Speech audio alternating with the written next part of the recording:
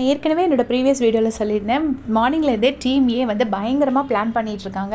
எப்படி போய் எடுக்கலாம் அப்படின்னு அந்த பெட்ஷீட் பிளானே திருப்பி ட்ரை பண்ணலாம் அப்படின்னு யோசிக்கிறாங்க. இன்னொன்று என்னென்னா வந்து ஆக்டிவிட்டி ஏரியாவில் நேற்று அவங்க எடுத்தாங்கல்ல, அதே மாதிரி ஃபஸ்ட்டு வந்து ரம்யா டோர் க்ளோஸ் பண்ணி நின்றுப்பாங்க. அதுக்கப்புறமா எல்லோரும் எடுக்கலாம் அப்படிங்கிற மாதிரி, அதாவது மொத்தமாக அவங்க டீம் எல்லாம் போனதுக்கு அப்புறமா தான் மிச்ச டீம் அந்த ஆப்போசிட் டீமை வெளியில் வர விடணும் அப்படின்னு சொல்கிறாங்க. அதுக்கப்புறம் வந்து பார்வதி சொல்கிறாங்க, சரி அப்போ ஒத்த ஆளாகவே போய் எடுத்துடலாம் அப்படின்னு சொல்லும்போது சாண்ட்ரா கேட்குறாங்க, நீ எடுக்கிறியா அப்படின்னு. அப்போ பார்வதி அப்படியே விட்டுடுறாங்க.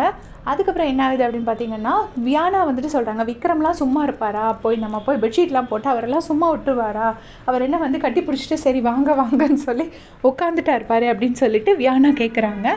ஸோ அவங்க டீமுக்குள்ளேயே அவங்க என்ன பண்ணுறதுன்னு தெரியாமல் முழிச்சிட்ருக்காங்க. ஆளுக்கு ஒரு பிளான் சொல்லிட்டு இருக்காங்க. இந்த பக்கம் பார்த்திங்கன்னா கரெக்டாக இவங்க வந்து கெஸ் பண்ணிடுறாங்க. கண்டிப்பாக நேற்று நம்ம பண்ணதுனால இன்றைக்கி இவங்க ஆக்டிவிட்டி ரூம் போகிறதுக்கு தான் இவங்க ட்ரை பண்ணுவாங்க அப்படின்னு சொல்லிட்டு இந்த பக்கம் அதாவது டீம் பி வந்து கரெக்டாக கெஸ் பண்ணுறாங்க.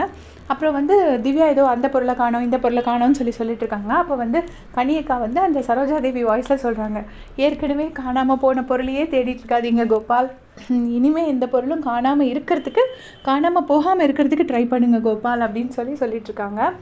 அப்புறம் பிரஜன் என்ன சொல்கிறாருன்னா, அவங்களோட மெயின் டார்கெட்டே திவ்யாவாக தான் இருக்கும். ஏன்னா திவ்யாவை ஈஸியாக ப்ரொவோக் பண்ணலான்னு அதை பண்ணிடுவாங்களோன்னு தான் எனக்கு பயமாக இருக்குது. திவ்யா ப்ரொவோக் ஆகாமல் இருக்கணும் அப்படின்னு சொல்லிட்டுருக்காரு.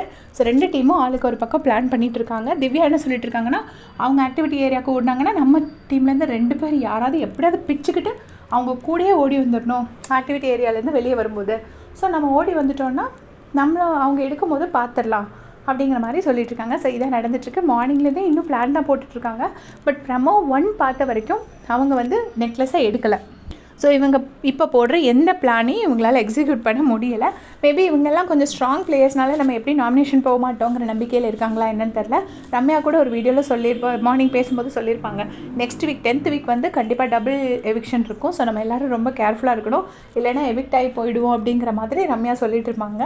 ஸோ என்ன பண்ண போகிறாங்க அப்படிங்கிறது தெரியலை. மோஸ்ட்லி வந்து டீம் பி தான் வின் பண்ணுறதுக்கு நிறைய சான்சஸ் இருக்குது. பார்த்துட்டு அப்டேட் பண்ணுறது. தேங்க்ஸ் ஃபார் வாட்சிங்.